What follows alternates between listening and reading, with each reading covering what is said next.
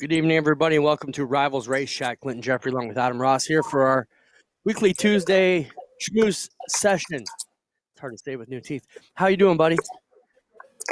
I can't complain. A little under the weather today. I'm tired, but soon it's time to shut ourselves in, as though we haven't been for the last few months, and get through this virus. Yeah, strange times here in Ontario for sure, as we know it is around the rest of our viewing areas, if you will. You know, Ontario, we were just joking here.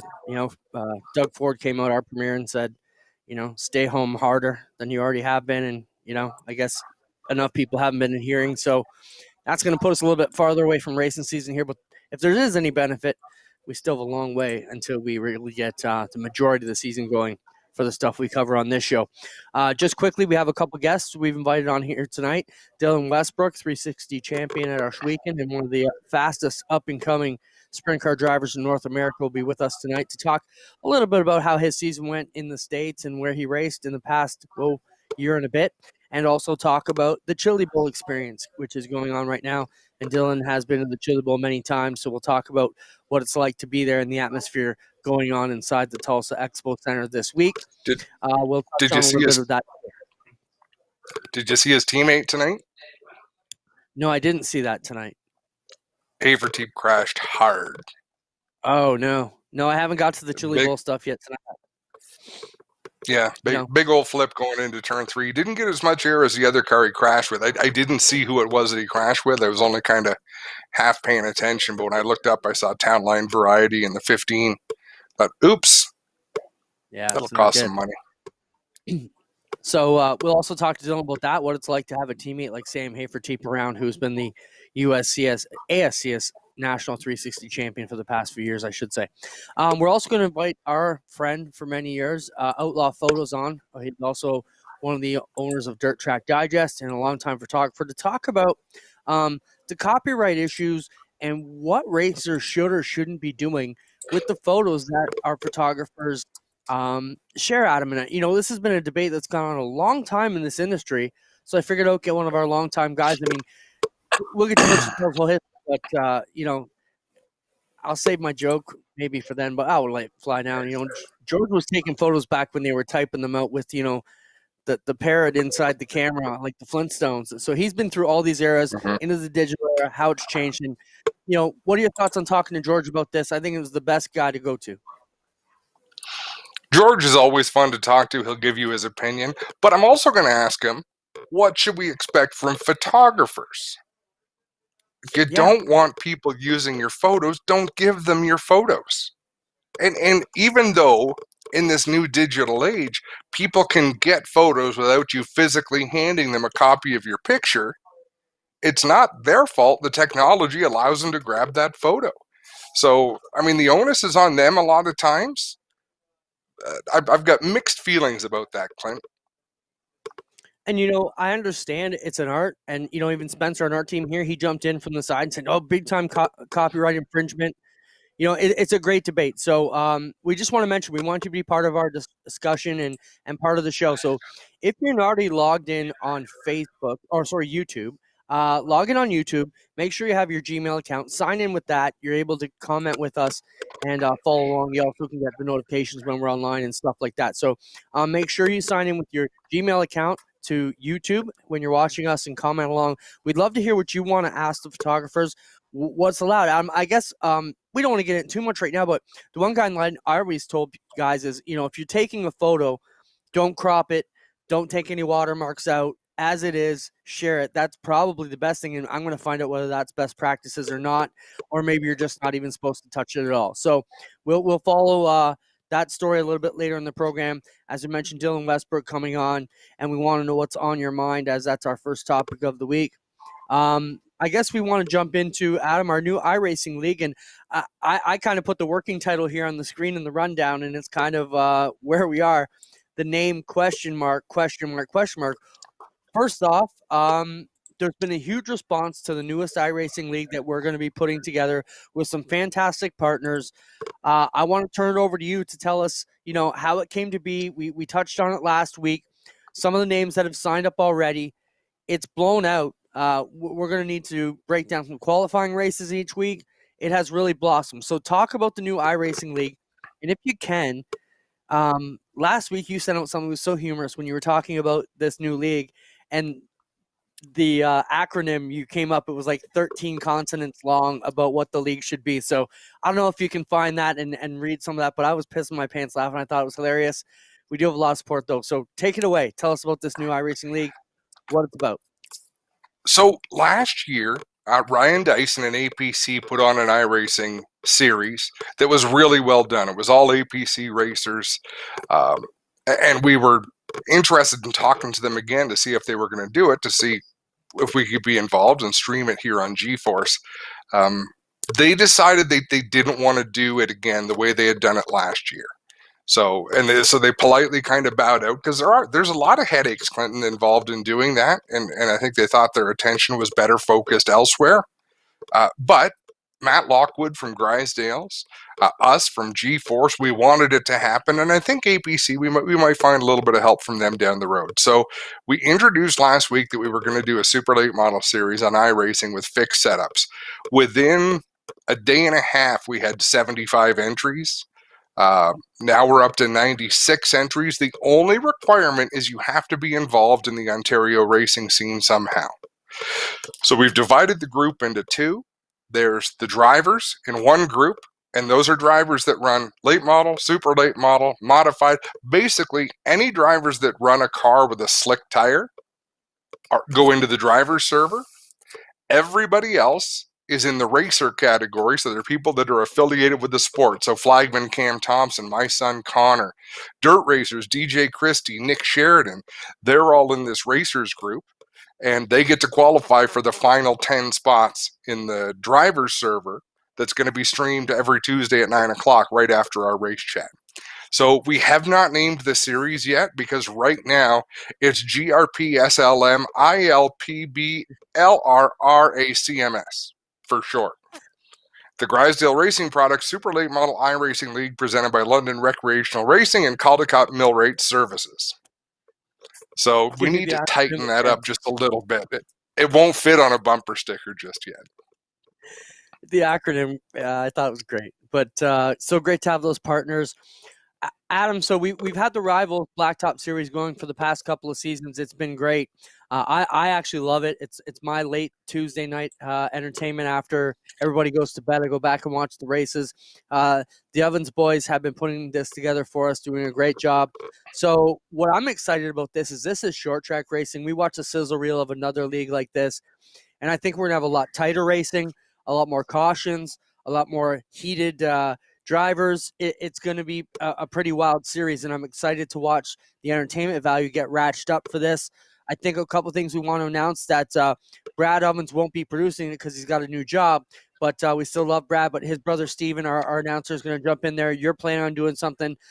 Who knows who could jump in that box and help Steven out, and I think that's going to be great. It's going to be edited or produced, let's say, by Matt Thomas from FLX Media Group.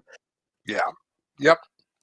And I mean, they run Dirt Track Digest TV, and Land of Legends they got them started before.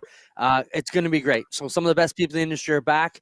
Adam, and I think the biggest thing Steven's going to need help with is just knowing the Ontario history of all these names that are going to be in this, and that's where the other announcer could really come in and help him out, because he's a great play-by-play.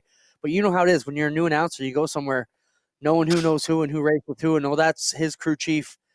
You know, that's all the inside stuff that makes a great broadcast. Oh, for sure. For sure. I just saw Connor step out of the iRacing room. I'm not sure if he's run his race yet or not and transferred in, or if he didn't make it. Half the field got junked. So were you were in the junked half? Yeah, that's his way of telling you he got junked. Yeah. Bummer. It's going to happen. I mean, we're going to have those kind of issues, and Don York is the race director. And did you say he came out of the iRacing room? So you have like a suite now for iRacing? Yeah, Devin moved downstairs to our basement apartment. It opened up a room, and we've got 2 simulators in there now. One's not quite finished, but we got our hands on a VRX simulator. So we took some of our equipment off the rig that we had to make that functional. So I just need a computer and a monitor. Well, we've already got the monitor, and then we'll be good to go. We'll have side-by-side units in there. So we can really have some great fights. Yeah. Like the Khan family back in the day of sportsmen, just shut the trailer and let them scrap it out. Shut the door, Ange. So I see that George just logged on now, so maybe we'll jump into that discussion of it sooner than later, because we haven't got Dylan Westbrook with us now. And Spencer, if George is ready to go, whenever you're tested and ready, let us know.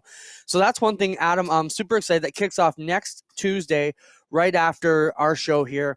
How can the participants or anybody who wants to get involved, how do they hook up? How do they get involved? How do they throw their name in the ring for next Tuesday's event? You don't at this point. We are full. We're full of entries. So next Tuesday, right here on GeForce TV, watch the finished product. We've got a test run tonight, and hopefully it goes well, and we'll tweak on that. But I think it'll be a really fun broadcast. Some hard-nosed racing, Clint. Just the kind of racing we see all summer long. For sure.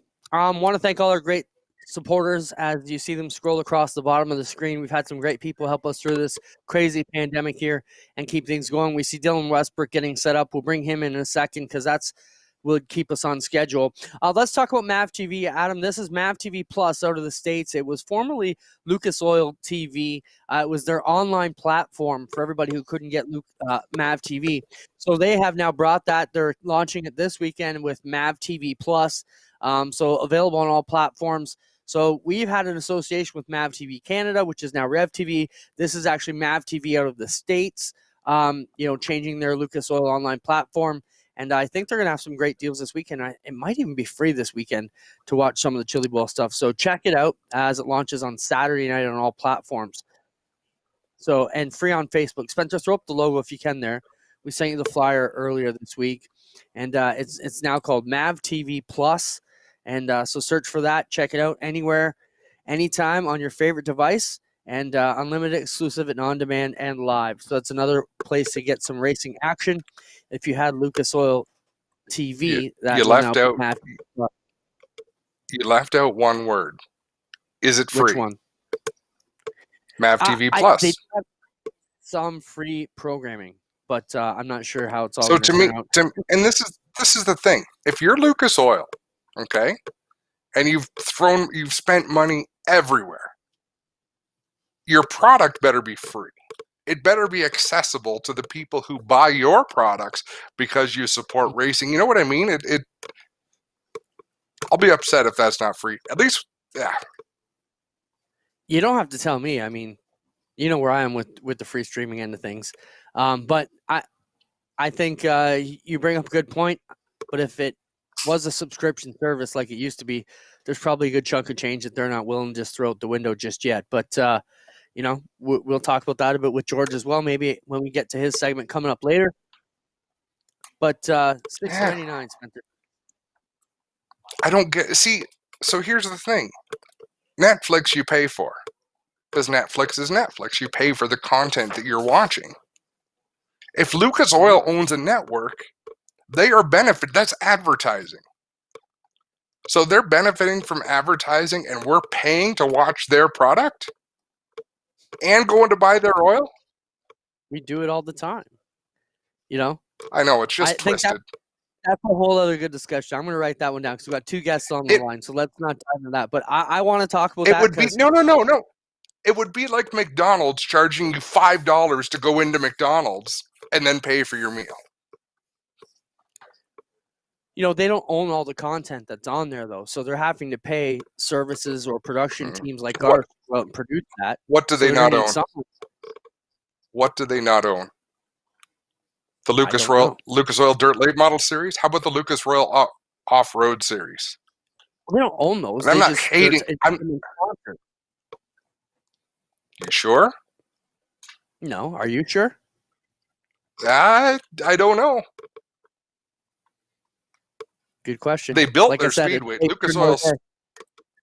Yeah. We'll get into that another time, but that chaps me a little bit. Good. Let it chap you. I got to think about it. But I do think that there's an argument to be had there. a certain level of it should be free, but I also understand there's expenses. Are we ready with Dylan Westbrook? Spencer. All right, well, welcome to the show now, Dylan Westbrook. Dylan, it's been so long since we've seen you at the racetrack, it seems like, here in Canada, that I don't even remember all the stuff you've won, man. You stunk up the show at Ashwaubenon for a couple of years. Half the 360 crew was glad you weren't going to be there this year, and now you're back for a little bit, at least online. But what's the story, Dill? You raced a lot in the States last year. How was that? It was really good. What did I get? Got a couple wins. Got a lot of experience though. A lot of new tracks. It was definitely a lot of fun. Real big change going to like almost. I'd say other than a couple tracks, it was my first time at all these tracks. So big change. Just got to learn a lot. But overall, real happy with how we did. Ended up getting Rookie of the Year. I think we were 7th in points. But yeah, it was really good. Just got a bunch of track time, and I think we'll be even better this year. Dylan, does it matter to you? I mean, when you race at Ashwaubenon, you go home and you sleep in your own bed afterwards. Talk about life on the road when you're thousands of miles from home and you're going to be for an extended period of time. That's something you look forward to, or do you ever get homesick? I like it, but I don't. I mean, like being home, definitely miss family and friends and everything, but I mean, all kind of comes part with the racing. I mean, you want to kind of go far in it. That's where you got to go to the States and run those series and stuff. But, I mean, it's a lot of fun, but definitely miss family and stuff when you're out there. But especially with the COVID stuff, it really sucks. They normally could kind of fly home for a weekend or whatever, but now if I go home, then I'm stuck quarantining for 2 weeks, and then got to go back. So it makes it hard that way. Dylan, let's talk about, first off, how old are you these days? And you mentioned, if you want to make it to the top, this is what you got to do. What is the goal for you now? I mean, right now, kind of, we are, like, I'm running the highest level of 360s out there. So, I mean, definitely want to try to win a championship with the ASCS. And then if everything works out, go to the Outlaws, try to do that, and try to be the best. How long is it going to take? So you've won so many races, you've become dominant. As you said, you put it into perspective. Rookie of the Year is a great accomplishment. 7th in the points is a great accomplishment, but we both know that's not where you want to be. How much time do you give yourself to develop and to become the dominant racer no matter what racetrack you show up to? It's kind of hard to say. I mean, for 360s, if everything works out, if we have no breakdowns and everything, like even last year for my first time out there, a lot of these tracks, we were very competitive. So, I mean, this year, if everything goes good, I think we should be able to have a fighting chance for the championship. And yeah, I mean, 410s, that's a big step up. I mean, just all the different tires and everything you got to run to, it's a real big change. So, I mean, probably if everything works out right this year, try to get a couple shows in with the 410, but main focus is try to get the championship with the ASCS. Now, in order to do that, Dylan, you're going to have to beat one of your teammates in Sam Hayford Jr. We were talking about him earlier on the show. He had quite the wreck tonight, Adam says, at the Chili Bowl. What type of things have you been able to work together with Sam on? Is there anything he's brought to your game to help you improve as you're out there on all these tracks that he's been to and had great experience at? Oh, yeah, definitely a ton of help. Like, he's been to all these tracks lots of times, so just kind of get us with a starting setup even some nights, or even just gear, just like what gear to run, just wherever we go, he's been there a ton of times, so definitely helps out. He kind of has an idea what the track's going to do every night, and yeah, just from all of his experience he has, and helps me out, just kind of shows me how to drive, like what I'm doing wrong here and there, so yeah, it's definitely a huge help to have him around.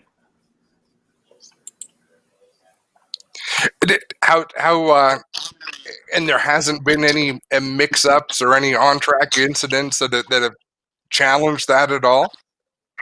No, we've been pretty good. I don't think we've ever really made contact or anything. We've raced pretty good a few times, but I mean, he's real good about everything, and he knows if anything's ever happened, it's it's always going to be like a racing deal, pretty much. Like, can't see each other taking yourself out when we're on the same team. So, but yeah, it's he's been really good. Dylan, so what's missing from the program? Is it just experience, more time, more visits to these tracks?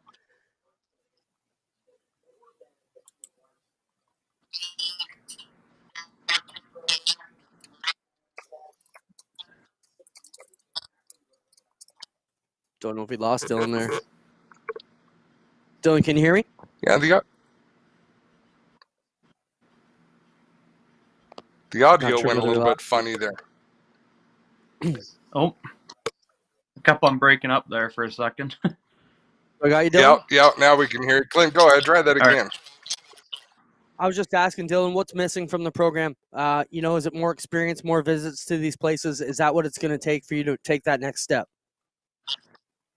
Yeah, definitely. Just I think it's more just experience for me. I mean, all these guys, they've been racing for a long time, and that's pretty much what they all do for a living. So they gotta do good. That's how they make their money to kind of survive. So I mean, just get some more experience, get used to all the tracks, just smart seat time. If all that works out, I think they'll definitely help out a lot. Dylan, do you follow the math? We've got a question about where you need to finish each night in order to win a championship. Are you the type that'll go back and look through results and say, okay, it was an average finish of 4th place? I mean, here's tracks that maybe I'm not quite as comfortable yet, so I better make hay on these other tracks that I'm better at. Do you look at the numbers like that? Not really. I'm just, I don't know, just try to be good at every track we go to. If we're real bad at one, definitely try to get better at that one. And I mean, just try to pretty much make the A main every night. Try not to take any provisionals or anything. And I mean, big thing with when you're doing that many races too is just not to have any like mechanical failures. So definitely keep up on a lot of maintenance and everything, because if you mess up one night, it could be the difference you win the championship or not. Dylan, we had a question come in before we switch over to Chili Bowl talk. Your driver's been in the Chili Bowl multiple times, so we just want to talk about the atmosphere and what's going on in the Tulsa Expo Center this week. But we had a question come in from a viewer. If we're on a regular non-COVID year, as we've been calling it, where is Dylan going to be racing at Arshweekend? Are the fans at Arshweekend going to see you back there? I mean, last year we had it on the schedule to come there a couple times. This year, with the COVID stuff that's going on now, I don't think it would work out. Just because if you cross the border, got a quarantine for 2 weeks. I mean, if they open up the border, we'd probably be there a couple times. So, I mean, whenever that all the COVID stuff kind of settles down, then yeah, definitely, and you'll probably see me at Oswego a couple times a year. What track down in the States reminds you of Ashweekon? Is there any place you go to that has characteristics that remind you of home? Probably Wheatland, Missouri, Lucas Oil Speedway. Kind of the same size, kind of banking's fairly close. Kind of the only difference is there's a wall on the outside on the one end, but I mean, it's probably the closest one I could think of. Dylan, switching it up, you've driven lots of different smaller cars over the years and worked your way into sprint cars. First off, Chili Bowl week, you've been there a few times. The atmosphere must be crazy down there, but obviously different this year. But, talk about those cars. For someone who's never maybe been up close to the cars or seen them race, what type of adjectives would you use to describe the midgets that they're racing at the Chili Bowl? Oh, they're just crazy, unpredictable. They're just so small and tiny. Like, you barely got enough room when you're sitting in there. You hit the gas, front wheels are coming off the ground if it track's pretty heavy, and you just kind of don't know what's gonna happen. I mean, it's crazy enough when you're just at the Chili Bowl. I can't imagine the people racing them at like Eldora and stuff. No, like they're so twitchy. The things happen in a hurry, and they are. Have you ever seen them at tracks like that? I've never watched them like in person. I've seen videos of them and thought those guys are pretty crazy doing that. Yeah, when a racer says someone else is crazy, Clinton, That's crazy. Dylan, for those who aren't aware, Chili Bowl is probably the best melting pot of all the talented drivers from all over. It doesn't pay a ton of money. From a driver's perspective, why is that? Why does everybody want to win this Chili Bowl race? Why is it so prestigious? Pretty much. I mean, there's not much going on like for races right now. Everyone's kind of got time, and there's so many good people that go there, like NASCAR drivers, outlaws, late models. Just everyone goes there, races, and it's pretty much just bragging rights almost. Just from everyone going there, the name's so big. I mean, I can't believe it only pays what it is, but there's no point of them raising it because they get the same amount of people or more coming every year, pretty much just for bragging rights. And it's it's an awesome race. You go inside, it's I forget how many acre the building is, but it's all freestanding, not a single post inside or anything. And yeah, it's just so many people there. It's just it's a great time. Dylan, when can we see you on track next, and where can your fans follow you? I know people that are diehard Ashwegan people, they want to know what you're up to, and they want to keep up with your racing. I think we're going to start out in February in Florida. So that should be the first race of the season. And then after that, pretty much just follow the ASCS schedule. And, I mean, if there's an off week here or there, kind of find and see what else we can go to, just to kind of keep up with the so we're not just sitting around down there. Might as well race as much as we can. But all the Lucas Oil ASCS races, that'll all be on Flow Racing. And then other than that, I mean, last year with my Westbrook Racing page, I was a little messed up because I didn't have an American phone plan, so it was hard to keep up with that. So this year kind of updated that, so I got some data while I'm in the States, so I'll keep up with that a bit more this year. Right on, Dylan. Well, we Sounds appreciate good, you being man. with us. We'll definitely follow up with you in the coming season, and we'll catch up with you in about a month when you get rolling down in Florida. And since you got a data plan, and when you're off on a Tuesday, jump on. We'd love to have you. Good luck, buddy. Perfect. Sounds good. Thank you. There's Dylan Westbrook, ladies and gentlemen, one of the hottest sprint car drivers in North America for the past couple of years. And Adam, Dylan is that type of kid that, he's won a ton. If he had any bit of ego or any bit of, prickiness, it'd be so easy to hate him because he wins that much. He's that good. But he's such a gentleman, humble kid, brought up right. I mean, I think the world of him and his dad, Dan Westbrook, just great people. And, he's got a long career ahead of him. He's a sponsor's dream for sure. And just like Glenn Stires, who we used to drive for, he's getting the talking down a lot better and a lot more comfortable with us types as well. So, but best of luck to Dylan. You said that bang on. Just a good kid, one to get behind. And folks, as long as he has this kind of support, he's going to be successful. That's just how he is. He's driven, and he's fun to watch. I had to ask what the ultimate goal is because a lot of guys, by the time they get to their 21, 22-year-old, they realize they're not going to make it. Dylan's still one who's got the hopes, the talent, and the potential. And with Hills Racing and the types of people like that behind him, he's got a long future ahead. So watch for the 47X of Dylan Westbrook out on the Lucas Oil ASCS National 360 Tour. And he's sprinkled in a lot of other races here and there over the years as well. Once again, I want to thank all of our fine sponsors who get behind us every week. As you see them trolling across the bottom of the screen, give them support if you're in the market for anything they have to offer. Also, if you have questions or comments, feel free to message us here on the YouTube page, and we will get it here in the show. George Smith has been patiently waiting online with us here and watching the show. We want to welcome Outlaw Photos here. George is owner of Dirt Track Digest and also a longtime photographer down in the Fonda Way in what we would call, the capital region of New York, if I've got that right, George. Welcome to the show. Thanks for having me.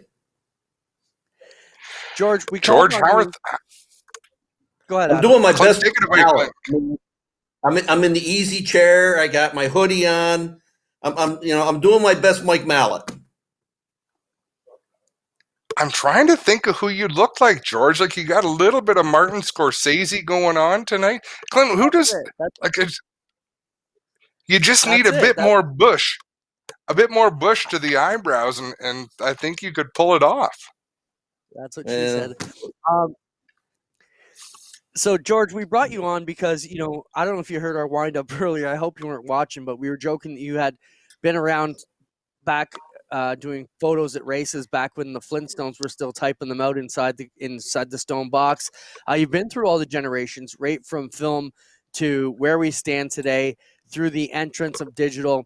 But we brought you on to talk about the etiquette racers should be using when they're using photos, or are they not supposed to use photos? When you guys share a picture to, say, Facebook, or, when is it okay for someone to share it? What is the Coles Notes unwritten rules? I mean, Adam, help me out here. What am I missing? What's the question I'm trying to ask George, Adam?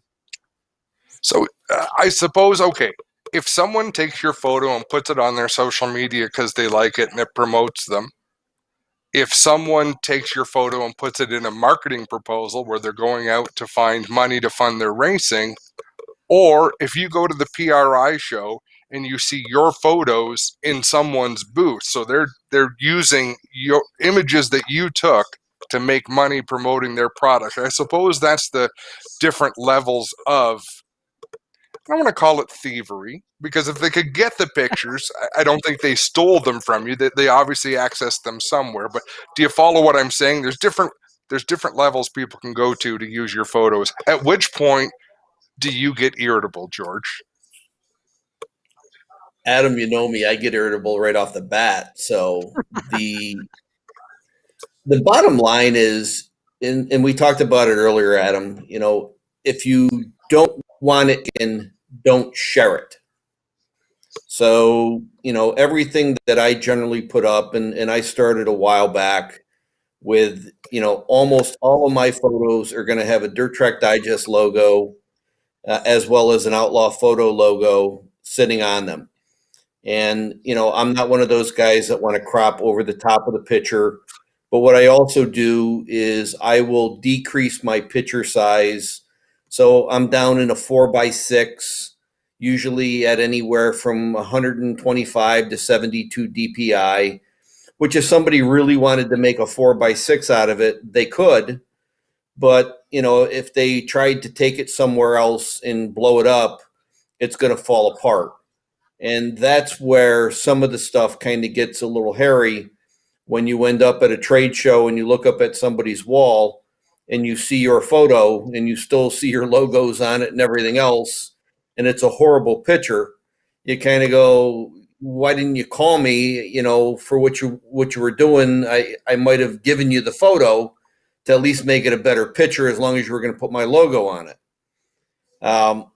It's tough. I mean, to me, taking someone's logo off their photo is as taboo gets.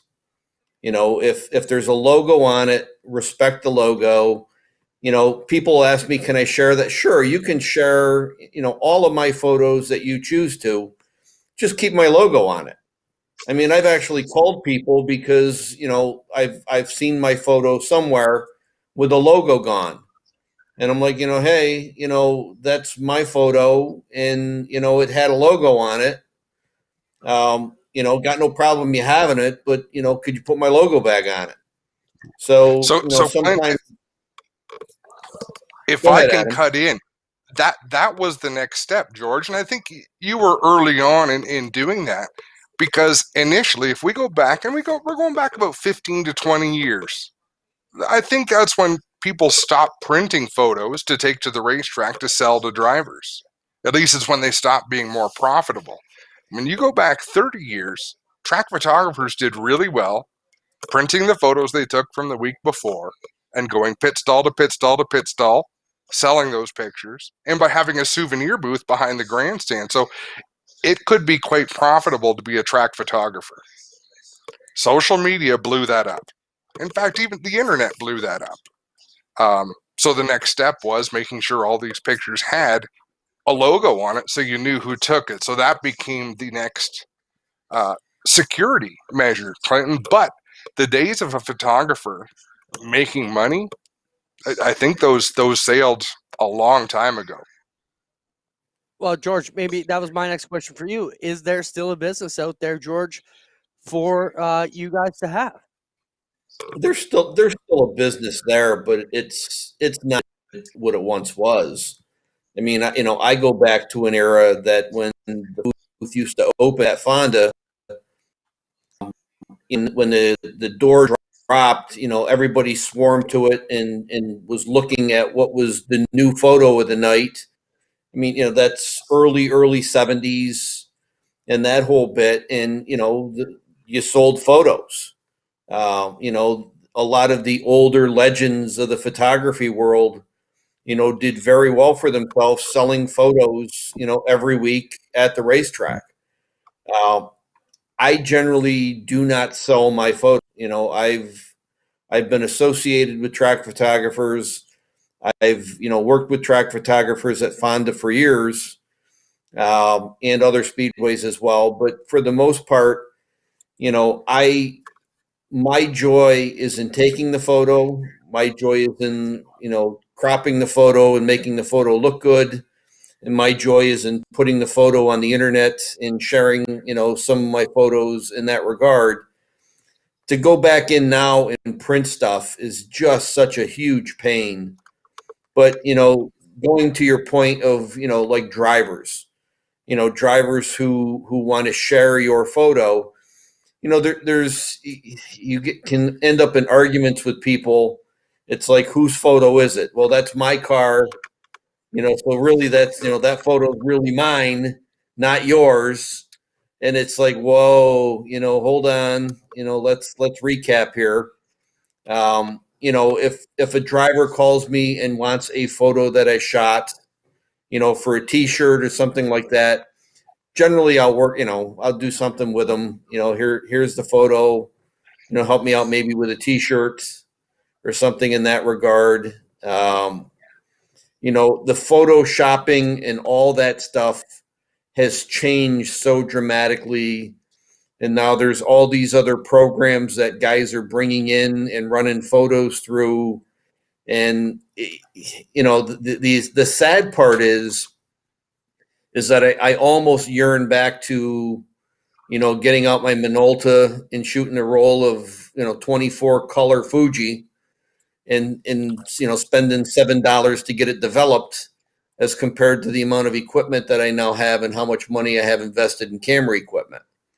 So, And the time. it's the time, look, when I started shooting one roll of black and white. I had 36 pictures. That's what Clancy Miller, graced me with. One roll, black and white, 36. And it was, remember, you have 9 victory lanes. So you want to talk about squeezing real hard before you hit the shutter. You wanted to make sure that you were as perfect could get before you, basically push down, to snap the picture. Today, it's always a running joke with everybody that I'm with. How many pictures did you take? How many did you snap off?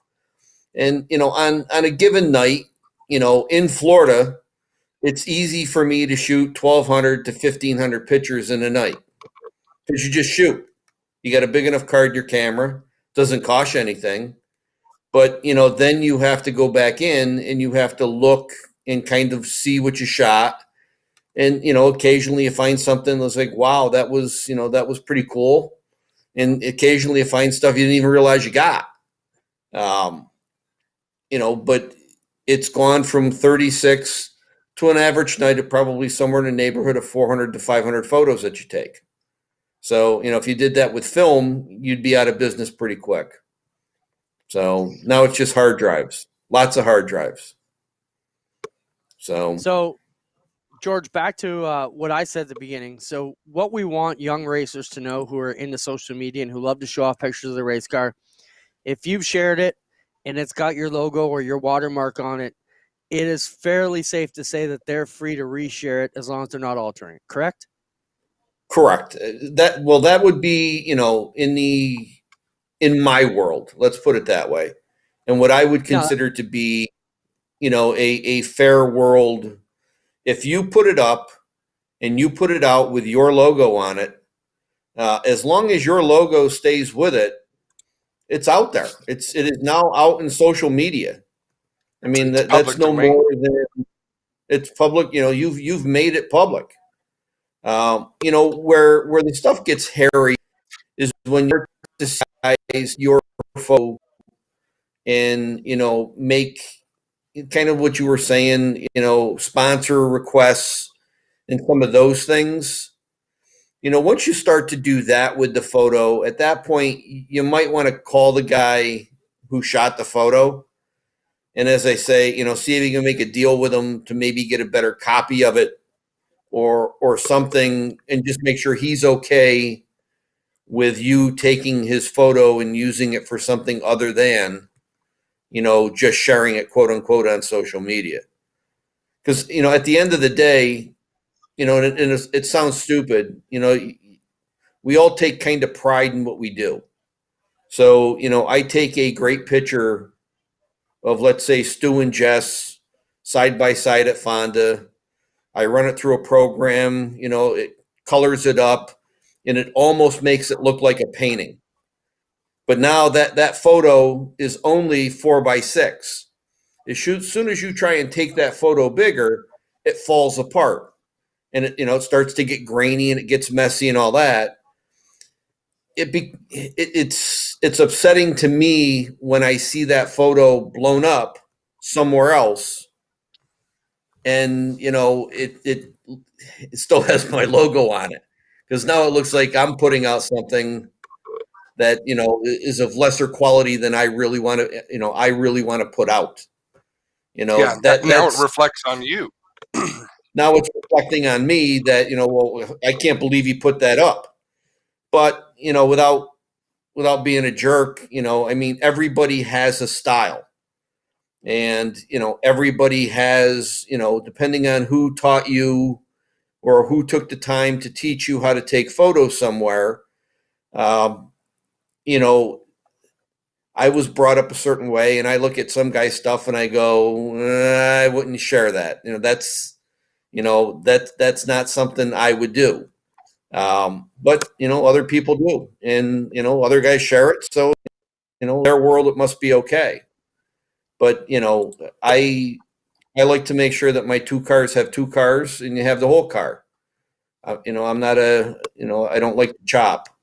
And the other part is where this gets really, really hairy is, you know, back in the day, racing photos, and Adam and I have talked about this forever. You know, sharing racing photos is about sharing racing photos. And a racing photo should be of cars racing. You know, having more than one car in the photo. So, you know, you with digital and all this stuff that's happened, is you have a lot of guys who now show up at the races and they take all these photos, single car, you know, either slow warm-ups or just fast warm-up pictures. And, you know, they are now the quote unquote photographer to the stars, and away they go. You know, to me, you know, the real photos are the racing photos. You know, I want the two cars side by side. I want three cars side by side. If I'm lucky enough to get four cars side by side, well, that's even better yet. But, you know, that to me is what you want to show, because ultimately, you know, who's really interested in going and watching one car race? You want to show racing. Yeah, you want that moment, right? The best. Right. The best is when you get a moment that people remember in the race, and you've captured it in a photo. People can look back and say, yeah, that was the deal in turn 4 where I thought Jack Johnson was going to go over the fence, you know, and someone was there and captured that to be able to tell a story about that photo. And I think the challenge, Clint, that we have now is there's too many photos, right? Like, weed them out. Yeah. Just put up the good stuff. Like, I don't want to name names, but Brent Smith, I don't care what he posts, I'm going to look at it.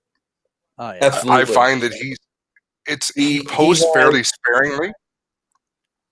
He The has stuff an that he eye. posts, You know, I mean, we could all just, you know, look, at the end of the day, we can all just kind of hope to take photos like Brent Smith. I'm lucky enough to share the last name, and in that regard, he has an eye for stuff, and he is as artistic gets. The difference between Brent and I is that Brent will take the same photo 7 or 8 times to try and make sure he gets it just the way he wants it. And I mean, it's horrible to say. I don't have the patience. He sees things in photos that, a lot of us guys could only hope to see. And when he is done with his photo, they are phenomenal. I mean, some of the stuff that he's done, anytime that he hasn't won the best photo award was only because they didn't want to give it to him. There's my take on Brent. So, George, I'm looking for photos, Clint. So you go ahead. George, I just want to go back to what you said, where most, there's all these young photographers coming in the digital age, or even at the tracks I hang out at, there's always a few new photographers trying to cut their teeth in the digital age. Let's talk about, as a veteran, if you're coming into a track as a visitor, we have lots of major events. We always get media requests. What's maybe some photographer etiquette you can share with some of the younger guys to get brought into the fraternity instead of ousted from the fraternity if you're new to the game? Now I'm going to sound like an old guy, but generally I am. It's part of it is respect. You have to understand that a lot of the stuff that's out there today is because somebody fought for it years ago. Adam will tell you that, we were the guys that really came into the old mile, and we fought for the right to be treated like all the other photographers who had been there forever. We were one of the organizations that were allowed to have the front stretch vest. But, in order to have that, you had to have the respect of the other photographers as well. And, going to a new racetrack, if you are new to a racetrack, you have to give the gentleman whose racetrack it is his due. You don't go stand in his spot. When Victory Lane happens, you don't get to be the front and center guy. That's the track photographer's spot. You don't start yelling what you want to get. You let the track photographer kind of run his victory lane. Certain races, it kind of turns into a free-for-all. And, that stuff, to this day still kind of drives me nuts, because it should be pretty simple. It should go basically driver, sponsor, crew. But, we never seem to be able to get that right at some racetracks, and it gets kind of ugly. But, the other part, for the new guys, is what they shouldn't be doing is posting their stuff everywhere. It is disrespectful for you to take single car photos, come home, and basically then put them all up in a large scale on the internet. What people don't understand is that in a lot of cases, track photographers with tracks that still have them, that guy is still kind of obligated to help the speedway. So the speedway is going to go to him and ask for the 8x10 or some of the other things for the sponsor of the night, which the track photographers, expected to kind of hand over to the speedway. And for that right, possibly the track photographer is able to sell photos in the pits and infield. Don't expect to be able to sell your photos at the racetrack. That's the stuff that's kind of going on today. And that's the stuff that's just wrong. And the other part is guys, nobody wants to kind of pay their dues.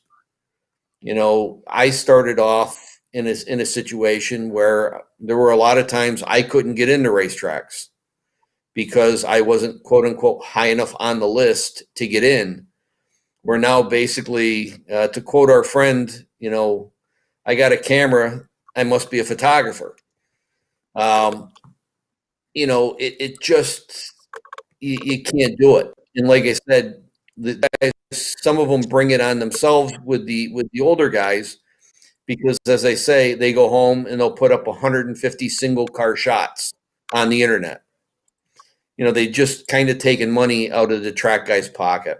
So that's why, you have to be somewhat respectful. And going back to what you said, George, about trying to earn our spot, every time we got a call or a text from an organization looking for a photo, you were the one that got it, found the photo, and would send it to them. And I mean, countless times. The business has changed so much, and a lot of your respect, a lot of the respect Dirt Track Digest earned over the years was from your hard work being able to service Chris Dolak and all sorts of other people who pick up the phone and needed something in short order. Well, like I said, it was, the idea was to get our logo someplace, and it still is. The idea is to, let people know that, where that photo came from. And, to me, it's more about the Dirt Track Digest logo than it is, really having my name on it, because, along the way, as we've grown, more and more guys now are actually tagging their photos as well. I just, I'm not a guy who likes to see a photo like that photo that you're showing with the logo directly over the center of the photo. To me, it takes away from the photo. And if I had to start doing that, I would honestly stop posting photos. So, I've gone to other groups, along the way with Facebook, where, some of the old time sites and all that, where photos pop up. And, I've had some guys post my photos without logos, or they've taken the logo off. And, in most cases, I've asked nicely, and, the moderator or whoever will, reason and get them to understand that, hey, that photo, had a logo on it, should keep the logo on it. And in most cases, it gets rectified. It's tough, I mean, like I said, once you post it, I mean, it's out there. I mean, you can't take it back. Because honestly, in most cases, by the time you go to try and take it down, somebody already basically saved it somewhere and has already shared it 3 times. Yeah. George, before we get rolling, I got a question for you, or at least a comment. Maybe you can respond as a photographer. It says, too often photographers stand between the fans and the car in victory lane, blocking the view, and that's bad. GTF out of the way. So as someone who's also in victory lane as an announcer, we're trying to put on a show for the fans. What's your response to that? Is that just something they have to deal with? Is that something photographers can deal with? How do we get around that situation? And I know what he's specifically talking about. You look at somewhere like Syracuse, for example, there's 30 photographers. They engulf the car, or at like the Nationals at Oshweekend, it's tough to see. Should there be some courtesy for the fans? In my response to that, it would be, it's my time as an announcer to get the driver up front, take the interview, do that, and then we get out of the way, and it's the photographers. Am I off base there, or what's your response to that comment? I think you're right. I mean, it's what other sporting event doesn't do that, really? I mean, at the end of the day, you go for the interview. The photographers get the photos. That's tough. I mean, everybody has their specific job to do. And, that's kind of part of it. My obligation is to have a photo of the winner, by the car with the flag, with the check. In some cases, my obligation then is to have the sponsors, in the photo with the driver, with the check. And so, we all have our duties that are there. The last thing you want to do is have, a promoter come to you after the fact and say, I need the sponsor photo, and not have it. The bigger issue that you get into in some cases just becomes, how many people they let into victory lane. And that goes back to, another problem that's out there now, which is, who are you shooting for? Okay, I'm at the racetrack. I am shooting for Dirt Track Digest. Who are you shooting for? Well, I got my own little web page, that I just put photos on Facebook. I got a Facebook page. Is that person really supposed to be there? If we're at Daytona, the answer is no. But at Joe Blow Speedway, there's nobody there to stop them, and all of a sudden you got 14 guys, with cell phones, basically now down in front of the real photographers, kind of walking through, and let me get my picture with Billy Bob, and it just. What tracks really need to have is they need someone to run victory lane. And you need somebody to run victory lane that, has a bit of a bark and, is able to say, you back, you now, and kind of move it along. And if you do that, then it doesn't turn into that ugly thing for the fans, because you move it along. You just can't let it turn into the crap show that a lot of them turn into. Yeah, I think my and frustration it is as announcers to ask 3 questions and get the hell out of the way. Instead of asking them what they had for breakfast, hey, what's, what do you think of this, and what do you think of the weather? 3 questions and go. We got work to do. On that note, Clinton, 3 questions. Because did you if watch? The guy goes on forever on one question, he's not getting 3 questions. Just back to what George said there quickly about the mile. It used to frustrate me when we were doing 75 live up-to-the-minute videos to the internet, and then we've got the guy there from Speed Sport News with his little cop notepad, and he's in the way, and we're trying to get interviews. Like, buddy, your shit ain't coming out for 2 weeks. Ours is going to live in 2 minutes. Get the hell out of the way. You know what I mean? And that's where a guy like Dolek was good in there. That's what I got out of him. One last question for George, and then I'll turn it back over to Adam and wrap it up. George, you talked about this old roll of film. Vinyl has become such a big thing in the race, in the music world. Do you think you could ever go back and take old school photos and make some money off that on a special occasion deal? No, I couldn't. Fair enough. I have no interest in it. Honestly, I mean, as weird as this will sound, I still have my old cameras. I still have old Minolta X700s. I have old flashes. I have all my old stuff is in a box, which my wife continues to tell me to get rid of.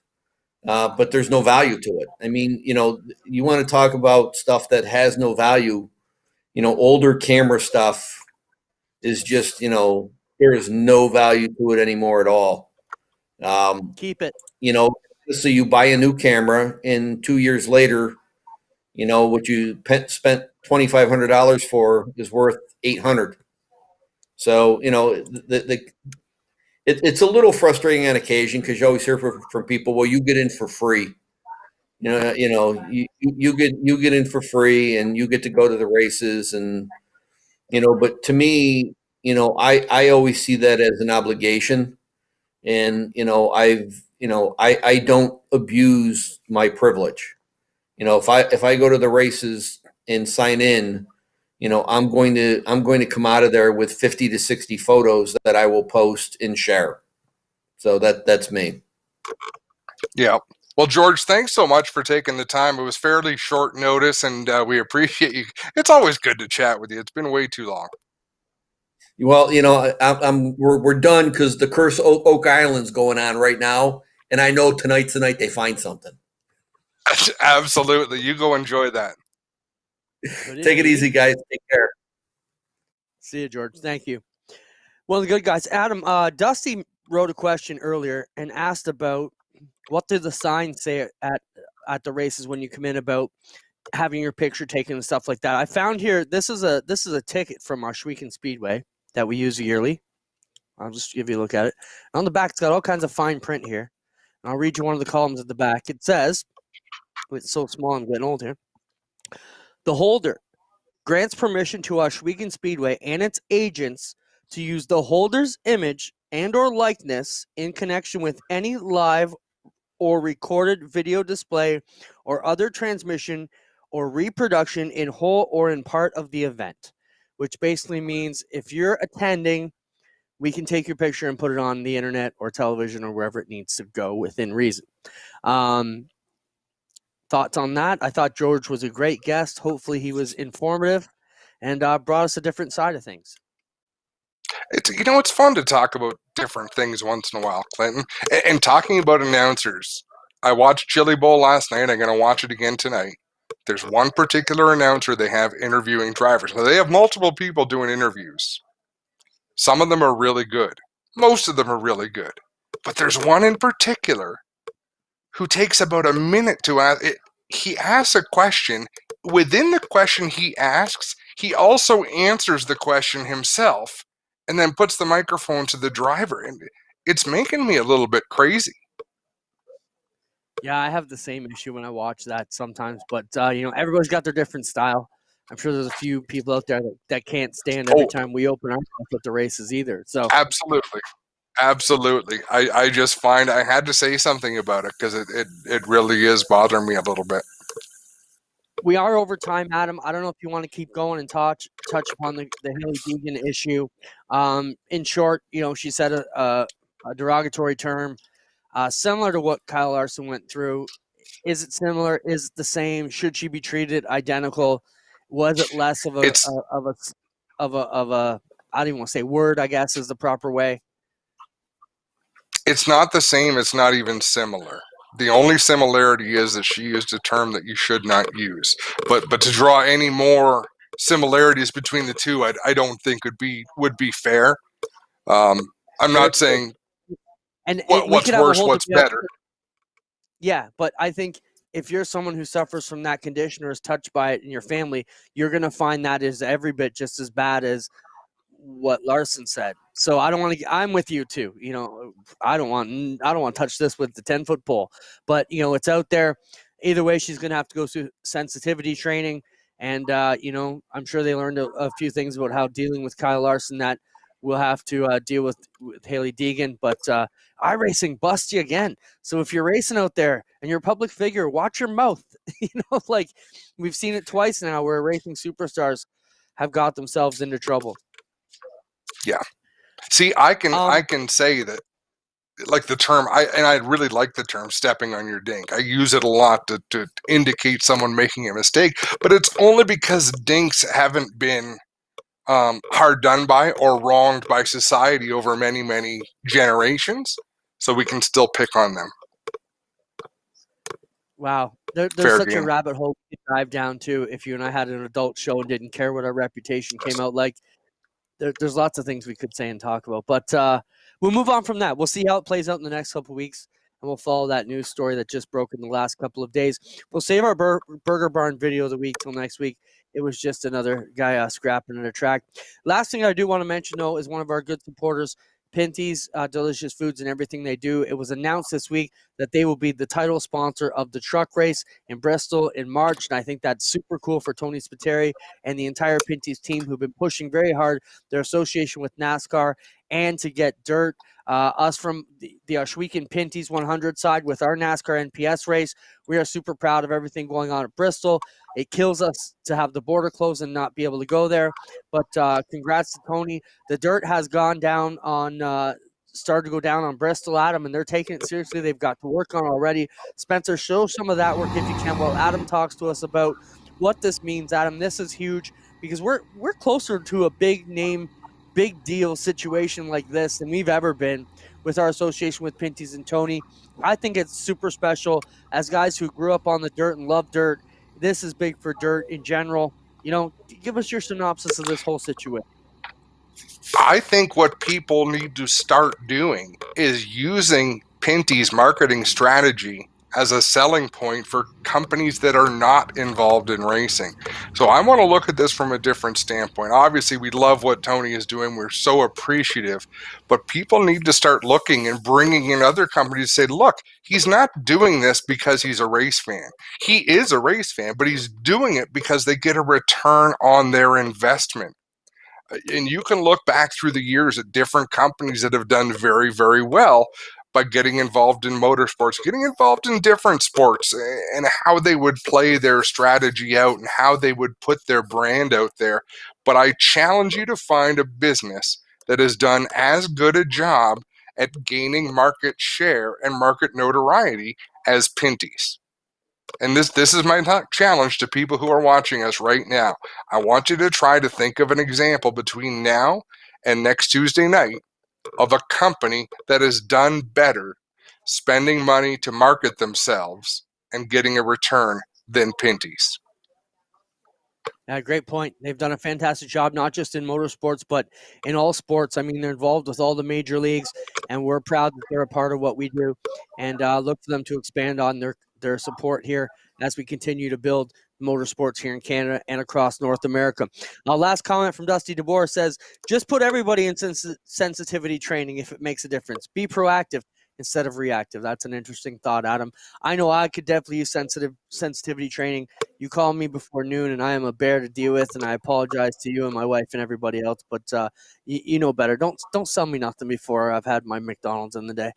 Anyways, that's it. Another overtime show. I want to thank our guests, Dylan Westbrook and George Smith, for joining on. Hopefully you enjoyed tonight's program. If there's anything you want us to talk about, if you're watching, you probably know how to get hold of Adam and myself. We'd love to hear from you. Adam, anything else you want to say? Not at all. Enjoy the Chili Bowl, folks. We'll see you next Tuesday. Good night, everybody. Thank you, Spencer. Stay safe. We'll see you next week.